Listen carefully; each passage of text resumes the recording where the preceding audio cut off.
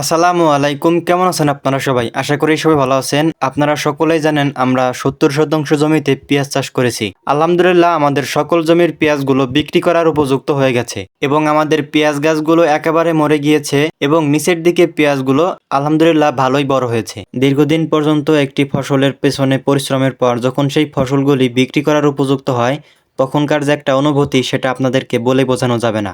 দেখেন দীর্ঘ 3 মাস পরিশ্রমের পর এখন আমাদের এই ফসলগুলো আমি নিজে হাত দিয়ে উঠাচ্ছি। আসলে এর যে একটা অনুভূতি সেটা আপনাদেরকে আসলে আমি বলে বোঝাতে পারবো না। আমাদের এই জমি থেকে পেঁয়াজগুলো উঠিয়ে নিয়ে যাবো আমরা বাড়িতে খাওয়ার জন্য এবং আমাদের পুরাতন যে পেঁপের বাগানটি রয়েছে সেই পেঁপে গাছে আমরা দেখতে পেলাম বেশ কিছু পেঁপে রং ধারণ করেছে এবং আমরা পেঁপে গাছের নিচ দিয়ে বেশ কিছু বেগুনের চারা রোপণ করেছিলাম। আলহামদুলিল্লাহ বেগুন গাছগুলোতে ভালো পরিমাণে বেগুন ধরেছে। এই সকল সবজিগুলো আমরা নিয়ে যাব বাড়িতে খাওয়ার জন্য। আমরা যেহেতু 2-1 দিনের মধ্যে পেঁয়াজগুলো উঠিয়ে ফেলবো এজন্য বেশি পেঁয়াজ আমরা উঠাই নেই। 2 দিন খাওয়ার জন্য যতটুকু পরিমাণে পেঁয়াজ প্রয়োজন অতটুকু পরিমাণে আমরা পেঁয়াজ জমি থেকে উঠিয়ে নিয়েছি। আমাদের এই পেঁয়াজের মধ্যে 210 পিস আমরা শাহী জাতের পেঁপের চারা রোপণ করেছি।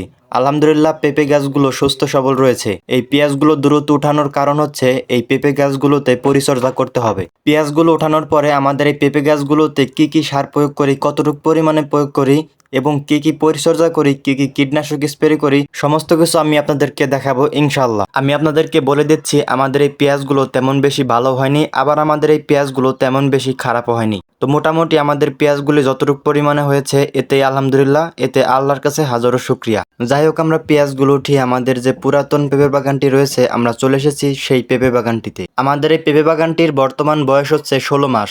আমাদের এই পেঁপে গাছগুলোতে হয়তোবা আর পেঁপে ধরবে না। আমাদের এই পেঁপে গাছগুলো এখন হচ্ছে কেটে ফেলতে হবে। যারা আমাদের ভিডিওগুলি অনেক আগে থেকেই দেখেন তারা হয়তোবা দেখেছেন যে আমাদের পেঁপে গাছগুলোতে কি পরিমাণ পেঁপে ধরেছিল। তো যাই হোক আমাদের বেগুন গাছগুলো থেকে এখন আমরা হচ্ছে বেগুনগুলো বাড়িতে নেওয়ার জন্য ছিঁড়ে নিচ্ছি। তো বেগুনগুলো আলহামদুলিল্লাহ ভালোই বড় হয়েছে। এটি হচ্ছে লাল তীর কোম্পানির পার্পল কিং জাতের বেগুন। আমাদের এই বেগুন গাছগুলোতে ভালোই বেগুন ধরেছিল। আমরা এখান থেকে এই পর্যন্ত 2 মনের মতো বেগুন আমরা বিক্রি করেছি। আমি আপনাদেরকে বেগুন বিক্রি করার ভিডিওটি দিতে পারিনি। আমাদের এই বেগুন গাছগুলোর পেছনে আমরা যত টাকা খরচ করেছি আলহামদুলিল্লাহ এর থেকে কিছুটা বেশি আমরা বিক্রি করতে পেরেছি।